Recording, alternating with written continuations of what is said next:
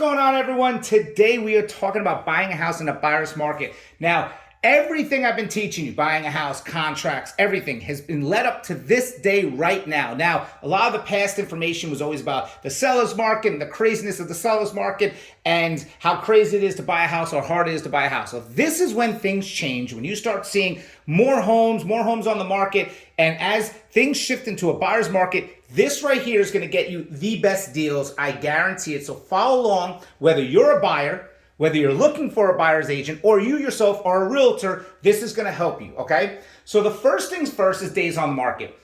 In the seller's market in the last year or two, you've been seeing houses on the market 1, 2, 3, 4 days maybe, right? Well, this right here is going to change. You're going to see 10 days, 20 days, 40, 50, 60 days. Now, what happens in the beginning is the sellers don't understand they're overpriced. So you got to remember two things. A seller is going to assume their house is still worth a lot of money. And the bigger problem is there's a lot of agents that really want listings and they'll promise the seller the world just to get the listing. And you're actually seeing it happen right now. People are literally saying, oh, I can get you $650, I can get you this, when it's not even worth even close to that. So this is going to take a little longer, right? So you're going to see days on the market and maybe you make a lower offer and they're going to be like, I'm not going to take that, my house is worth more.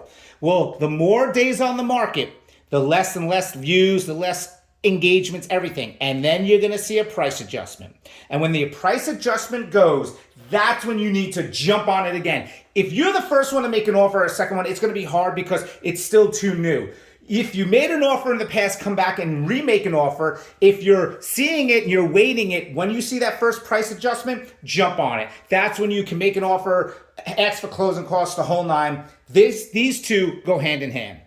3, ask neighbors. Neighbors know a lot of stuff. Hey, do you know anyone that's looking to sell? Maybe somebody lost their job. Maybe somebody has to move. Maybe someone's going through a divorce. At the end of the day, any information you get will help you. Somebody might say, yeah, that house down the street, they were thinking about selling. If you can get to that neighbor before they call an agent or before they put it on the market, you're going to have a 10 times better opportunity to talk to them direct and work something out with them. And this right here is one that most people don't do. They don't ask neighbors. They don't talk to people in the community, be like, hey, you know anyone looking to sell? Take advantage. The next one right here, curb appeal and smell, this is for when a house is on the market. When you see a house on the market, especially in the buyer's market, you are competing with so many people. Your house has to be unbelievable. That's why we pay for carpet cleaning, tile cleaning, and whatever we have to do to get the house ready.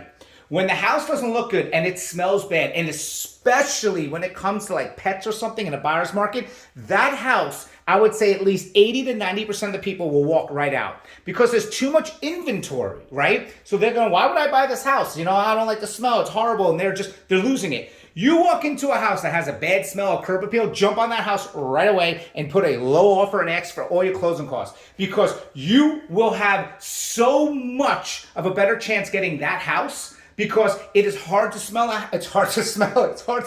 house that has a smell in a buyer's market. I'm telling you, it's crazy. There's like 600 other houses. Why would I buy this one? You got to make a low offer on this one. Now, the crazy thing is you'll see this, and then this will be usually the higher numbers for this, and then you might even see 2 of these. Oh my God. Once you see 2 price adjustments, you're good to go.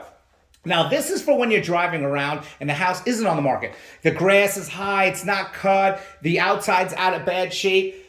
Go knock on the door. Look, there's nothing wrong with you knocking on someone's door and saying, look, I'm looking to buy a house in the neighborhood. Here's my information. If you're thinking about selling, somebody might be going through hard times. And, at the end of the day, I don't want to see anybody, in life go through rough times, but sometimes people are, and they might not realize until maybe you just say, look, I'm looking to buy a house, and they just contact you and go, you know what?